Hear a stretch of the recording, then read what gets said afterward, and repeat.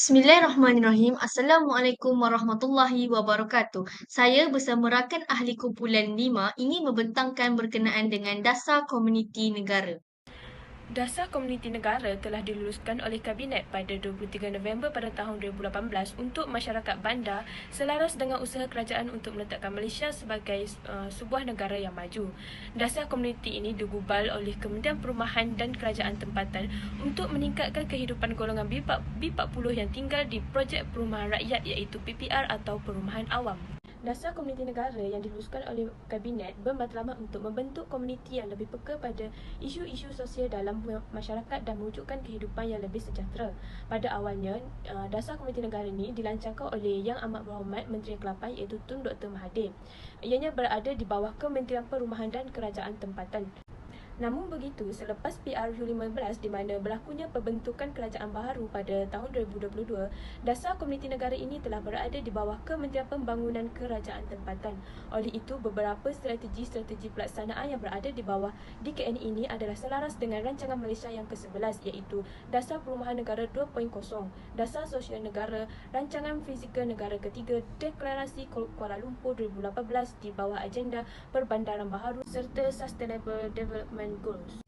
Matlamat utama dasar ini ditubuhkan adalah untuk mendaya upaya komuniti setempat supaya terlibat aktif dalam usaha penyelenggaraan dan pengurusan harta awam bersama serta membangunkan masyarakat yang inklusif. Berdasarkan statistik perumahan negara, terdapat 75.6% populasi negara yang telah memilih untuk tinggal di kawasan bandar dan terdapat juga 30% masyarakat yang telah menetap di kawasan perumahan serata, pangsapuri, kondominium, rumah bertanah, skim komuniti berpagar dan sebagainya. Oleh itu, DKN telah menubuhkan beberapa kluster bagi menyelesaikan masalah yang telah dihadapi oleh komuniti yang tinggal di kawasan tersebut. DKN juga telah memberi satu penekanan untuk mewujudkan persekitaran yang berkualiti, menggalakkan penglibatan komuniti bersama perancangan pembangunan setempat demi kemajuan yang bersifat mampan. Oleh itu, usaha kerajaan yang mengambil berat tentang komuniti yang berkualiti akan meningkatkan produktiviti negara dan sekaligus akan melahirkan sebuah masyarakat yang hidup dalam sejahtera.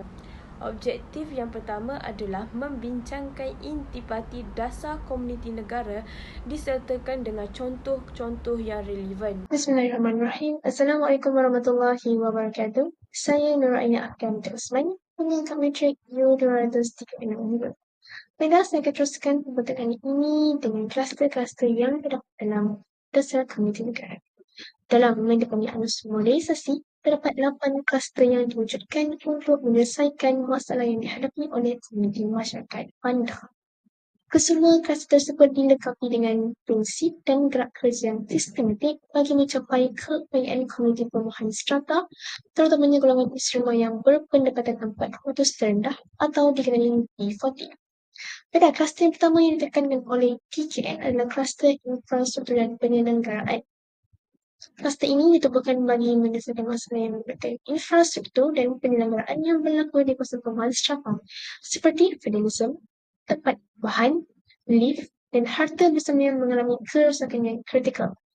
Bagi menyelesaikan masalah kluster ini, DKN telah memasang beberapa strategi yang efektif seperti menggalakkan kerjasama dengan pihak luar, mengukuhkan penglibatan komuniti, serta mempertingkatkan kemahiran komuniti dalam pengurusan dan penyelenggaraan harta bersama. Sebagai contoh, terdapat isu penggunaan sampah secara tidak terkawal dan masalah longkang tersumbat di kawasan PPR Lempah Subang 1 Petaling Jaya yang telah mengganggu persekitaran komuniti tersebut sehingga menimbulkan bau yang tidak selesa. Oleh itu, pihak berkuasa sebagai kontraktor yang berada di bawah DKN telah diarahkan untuk menyelesaikan masalah yang berlaku dengan segera. Okey, seterusnya adalah kluster yang kedua iaitu kluster kebersihan alam sekitar dan kesihatan yang bertujuan untuk menyelesaikan masalah kebersihan, kesihatan yang dialami oleh komuniti masyarakat perumahan strata. Penjagaan kebersihan dan kesihatan merupakan perkara yang perlu dipelihara dengan baik agar dapat mengelakkan penyakit-penyakit berbahaya seperti keracunan makanan, demam denggi, sakit perut, hepatitis A dan sebagainya. Oleh itu, setiap individu dalam komuniti tersebut hendaklah bertanggungjawab menjaga kebersihan kawasan dan alam sekitar serta kesihatan untuk membantu usaha DKN dapat direalisasikan dengan baik. Antara usaha DKN adalah yang meningkatkan kesedaran dan amalan penjagaan kebersihan diri, keluarga dan komuniti. Okey, baiklah. Sebagai contoh, terdapat program kemasyarakatan yang dikarismi kotak cantik yang bertujuan untuk memberi alat kebersihan kepada golongan belia B40 yang tinggal di kawasan PPR tersebut. So, kotak-kotak itu dilengkapi dengan pelbagai produk asas kebersihan dan kecantikan seperti berus gigi, shampoo, perhias wanita dan spray. Program tersebut merupakan usaha murni mahasiswa dari Kerajaan Bahasa Inti, Subang untuk membantu komuniti kehidupan tersebut yang kekurangan peralatan kebersihan dan kecantikan khususnya buat wanita. Kesannya program ini dapat memberi kesedaran dan mengukuhkan semangat menjaga kebersihan diri serta anak sekitar dalam kalangan komuniti penduduk di kawasan strata. Okey, baiklah saya teruskan dengan kluster ketiga iaitu kluster keselamatan yang menitik beratkan aspek keselamatan dalam komuniti setempat bagi mengelakkan berlakunya kemalangan, kebakaran, kecurian dan kecederaan. Penjagaan perumahan strata adalah jenis perumahan bertingkat yang mempunyai risiko yang tinggi untuk berlaku kemalangan sekaligus menyukarkan pihak bantuan untuk memberi pertolongan. Sebagai contoh, isu kebakaran yang berlaku di PPR Kerinci disebabkan litar pintas elektrik yang menyukarkan pihak bomba untuk memadam api yang membara di perumahan tersebut. Oleh itu, terdapat beberapa strategi yang ditekankan oleh DKN bagi mengurangkan masalah sosial tersebut. Antaranya adalah mengukuhkan persekitaran hidup yang selamat dan terjamin, meningkatkan kesedaran serta pengetahuan tentang aspek keselamatan, dan juga mendirikan hubungan kerjasama sosial antara komuniti setempat dengan pihak autoriti. Kesannya kluster keselamatan ini dapat dilaksanakan sehingga ke tahap optimum demi mencapai keharmonian bersama dalam kalangan komuniti perumahan strata. Seterusnya, kluster keempat menurut DKN adalah kluster pendidikan yang memberi perhatian kepada kemahiran intelektual dan pengetahuan dalam kalangan komuniti penduduk kawasan strata. Kluster ini ditubuhkan bagi mengelakkan berlakunya isu keciciran dalam pendidikan yang berlaku terutamanya bagi komuniti golongan B40 yang tidak mempunyai pendapatan yang banyak untuk menyediakan sumber pendidikan yang baik. Antara strategi DKN adalah menggalakkan persekitaran pendidikan awal yang kondusif dan efektif, meningkatkan tahap pendidikan dalam golongan komuniti, memperkasa pengetahuan dan kemahiran serta mewujudkan kerjasama yang strategik bersama pihak berkepentingan. Contohnya, terdapat satu program yang berada di bawah program kesukarelawan yang dikelola oleh Sukarelawan Universiti Malaya atau dikenali sebagai SECRUP yang telah mengajukan satu program yang dikenali sebagai Smart Tutor yang menyediakan kelas tambahan secara percuma khusus untuk pelajar yang akan memiliki peperiksaan awam seperti glittering, SPM dan sebagainya. So, Smart Tutor ini bukan sahaja menekankan kepada kelas tambahan yang ditekan, malah sedikit sebanyak memberi motivasi serta pendedahan kepada persekitaran berada di sendiri. Hal ini kerana lokasi kelas tambahan tersebut dilaksanakan di Universiti Malaya iaitu di Kompleks Pendidikan Siswa. Kesannya, kluster pendidikan ini telah memberi peluang kepada anak-anak B40 untuk mendapat peluang pendidikan yang sama rata dengan anak lain. Baiklah, itu sahaja dari saya. Sekian, terima kasih. Dasar komuniti negara yang seterusnya adalah keprihatinan terhadap golongan kanak-kanak, warga emas, orang kurang upaya, wanita, ibu tunggal dan juga golongan daif. Okey, golongan ini berhak untuk mendapat akses kepada pendidikan, kemudahan awam, peluang pekerjaan dan perniagaan dan juga perkhidmatan kesihatan yang berkualiti. Antara strategi peranan dasar di bawah golongan ini adalah usaha mempertingkatkan taraf hidup yang lebih berkualiti terhadap golongan tersebut dalam pembangunan komuniti, menerapkan rasa keprihatinan dan juga sikap penyayang terhadap golongan sasar serta menggalakkan jalinan kerjasama strategi dengan pihak luar dalam membantu golongan ini. Antara inisiatif yang dijalankan adalah Pengarah Urusan Maidin Muhammad Hodding Sendia Berhad iaitu Datuk Wira Haji Dr. Amir Ali Maidin telah memberi sokongan dan juga dorongan kepada golongan OKU dengan membuka lebih banyak peluang pekerjaan di syarikat beli belah Maidin mengikut kesesuaian dan keupayaan mereka.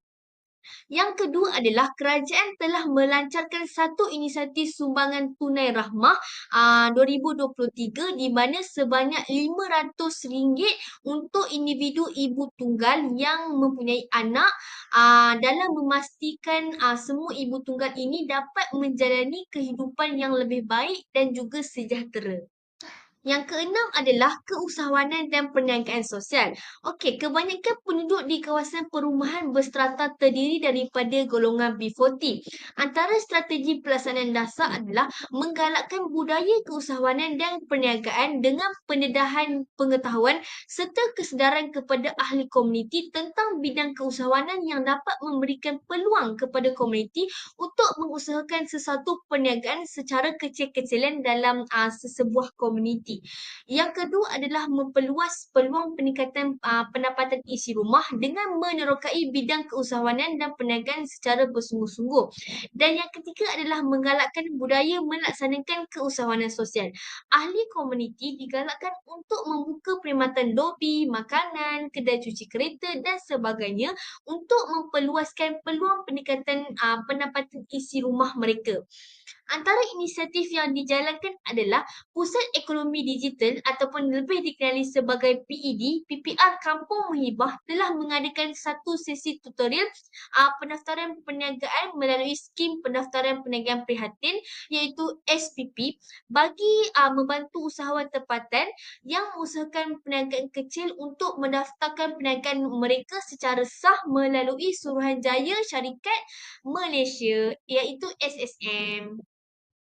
Yang ketujuh adalah perkhidmatan sosial. Okey, baiklah. Perkhidmatan sosial ini memudahkan dan membantu ahli komuniti yang memerlukan bantuan dan perhatian daripada pihak yang bertanggungjawab seperti sektor awam, swasta, NGO dan kerjasama daripada sesuatu komuniti itu sendiri.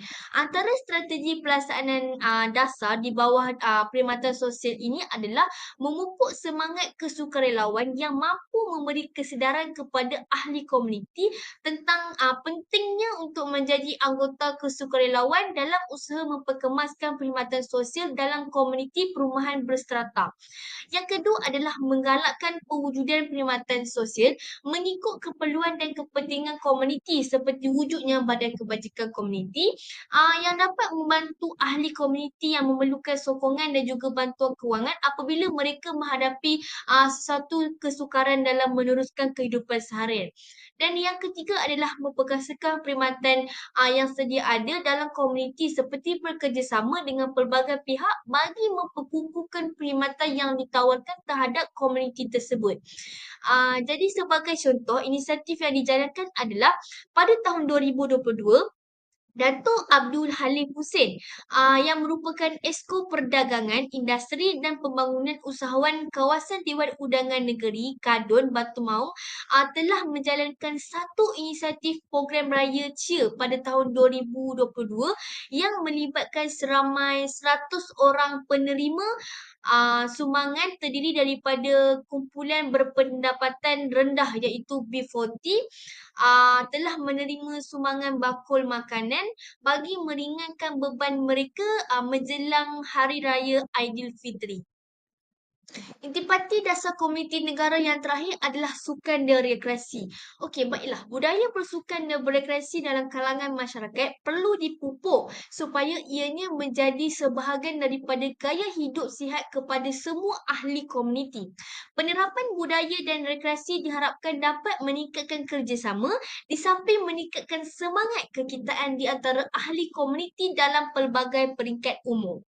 Antara strategi pelaksanaan dasar di bawah sukan dan rekreasi ini adalah mewujudkan dan memelihara prasarana sukan dan rekreasi supaya ia selamat untuk digunakan. Menambah bilangan sukan dan aktiviti rekreasi yang sesuai supaya dapat meningkatkan kerjasama dengan rakan strategi dengan pengamalan budaya hidup sihat. Dan yang ketiga adalah melalui budaya sukan dan rekreasi dalam komuniti ini dapat memastikan kesihatan ahli komuniti terjaga dan dapat mencegah berlakunya penyakit tidak berjangkit seperti kecil manis, obesiti, hipertensi dan lain-lain lagi. Serta mengeratkan juga perhubungan di antara anggota komuniti itu sendiri. Antara inisiatif yang dijalankan di bawah Sukan dan Rekreasi ini adalah pada tahun 2022 iaitu bulan Mac, Majlis Sukan Negeri Perlis telah menganjurkan satu program sukan jelajah komuniti dan bagi Dun Santan untuk mensasarkan pembudayaan sukan dengan penekanan terhadap komuniti setempat. Assalamualaikum warahmatullahi wabarakatuh. Nama saya Nuratika binti Abdul Hamid. Nombor kad matrik U2003613. Seterusnya saya akan menyambung pembentangan tentang objektif yang kedua, iaitu tentang pendekatan yang dilakukan oleh dasar komuniti negara untuk membantu permodenan sekaligus menyumbang kepada perubahan yang berlaku terhadap masyarakat berdasarkan kluster-kluster yang ada di dalam dasar komuniti negara. Okay, sebelum saya jelaskan tentang perubahan kepada masyarakat, kesan daripada pendekatan yang dibawa oleh dasar komuniti negara, saya akan jelaskan sedikit tentang definisi pemodenan. Pemodenan bermaksud satu proses transformasi dalam kehidupan masyarakat dan negara yang merangkumi segala aspek seperti pembangunan insan, pembangunan sosial, pembangunan fizikal, ekonomi dan lain-lain. Maksudnya di sini, pemodenan ini ialah satu langkah perubahan daripada sesuatu yang kurang baik kepada perkara yang lebih baik yang merangkumi segala aspek kehidupan. Perkara ini bertepatan dengan dan seiring dengan pendekatan yang dibawa oleh dasar komuniti negara yang mana untuk memastikan berlakunya pemodenan dalam komuniti masyarakat, KPKT telah mewujudkan satu unit iaitu bahagian pemberdayaan komuniti yang mana ia bertindak sebagai penyelia kepada Sekretariat Muafakat Komuniti yang diwujudkan di setiap PPR untuk memudahkan komuniti di PPR untuk menjalani proses transformasi yang diinginkan. Proses transformasi yang berlaku terhadap komuniti PPR ini seiring dengan definisi transformasi yang dilaksanakan dengan 4 pihak iaitu agensi kerajaan, syarikat swasta, institusi pengajian tinggi dan badan bukan kerajaan. Okay, seperti yang saya jelaskan sebelum ni, Sekretariat Muafakat Komuniti bertindak sebagai pemudah cara kepada komuniti di PPR untuk menjalani dan melakukan proses transformasi dengan menghubungkan komuniti ini dengan 4 pihak yang berkaitan. Okay, tugas Sekretariat Muafakat Komuniti ini, ia bertanggungjawab untuk menguruskan profil komuniti, memberi latihan kepada komuniti PPR, mengadakan program dan membantu proses-proses tadbir urus setia dengan pihak kerajaan, NGO, IPT dan swasta. Antara program yang dikendalikan oleh Sekretariat Muafakat Komuniti ialah penyelenggaraan dan pengurusan bangunan, pendidikan dan kesedaran tanggungjawab nasional dan kelestarian terhadap persekitaran. Dan yang ketiga ialah kebersihan, keselamatan komuniti dan harta benda. 3 program ini bertepatan dan seiring dengan definisi proses pemodenan yang dibawa oleh dasar komuniti negara yang mana ia merangkumi seluruh aspek kehidupan masyarakat baik dari segi sosial, insaniah, fizikal dan juga ekonomi. Seterusnya ialah kami akan teruskan dengan pendekatan-pendekatan yang dilaksanakan oleh dasar komuniti negara melalui Sekretariat Muafakat Komuniti yang telah bekerjasama dengan 4 pihak iaitu Badan Kerajaan, IPT, syarikat swasta dan badan bukan kerajaan. Antara pendekatan yang ditubuhkan untuk melaksanakan dasar komuniti negara, KPKT telah menjalinkan kerjasama dengan agensi kerajaan. Program yang dijalankan oleh agensi kerajaan iaitu melalui Majlis Bandaraya Petaling Jaya yang telah menjalinkan kerjasama dengan komuniti PPR. Antaranya ialah mengadakan program Mesra Komuniti. Program Mesra Komuniti ini bertujuan untuk memberi kebebasan kepada komuniti PPR tersebut untuk menyuarakan pelbagai masalah yang berlaku di kawasan tempat tinggal. Dalam program ini juga, pihak MBPJ telah mengadakan pelbagai aktiviti kemasyarakatan untuk menjalinkan hubungan yang lebih erat dengan pihak komuniti. MBPJ juga telah menyediakan pelbagai perkhidmatan kepada komuniti seperti klinik bergerak supaya dapat memudahkan komuniti untuk menerima kemudahan-kemudahan yang disediakan oleh agensi kerajaan. Oleh itu, agensi kerajaan iaitu MPJ telah mendedahkan komuniti dengan aktiviti-aktiviti yang dapat membentuk komuniti supaya mereka dapat bersepakat dan bersatu padu. Selain itu, pihak KPKT juga telah menjalinkan kerjasama dengan Kementerian Pertanian dan Industri Makanan untuk menjayakan program kebun komuniti. Pelaksanaan program ini bertujuan untuk meningkatkan pendapatan penduduk setempat melalui aktiviti pertanian yang diperluaskan di kawasan PPR di seluruh negara. Hasil tuaian yang berjaya melalui program kebun komuniti ini boleh dijual kepada penduduk setempat serta dapat mengurangkan kos sara hidup komuniti yang terlibat. Oleh itu, pihak komuniti digalakkan untuk melaksanakan inovasi dalam urusan seharian untuk menyampaikan perkhidmatan dan penghasilan produk.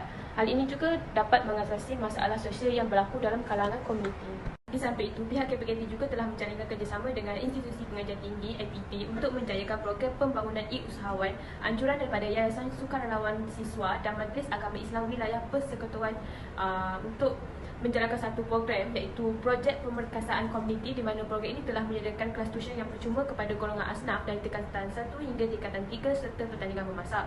Program ini dijalankan di PPR Intan Baiduri, Kuala Lumpur. Sebanyak 50 tablet telah disalurkan kepada komuniti untuk yang terlibat dalam program sebagai kemudahan sepanjang program ini berlangsung.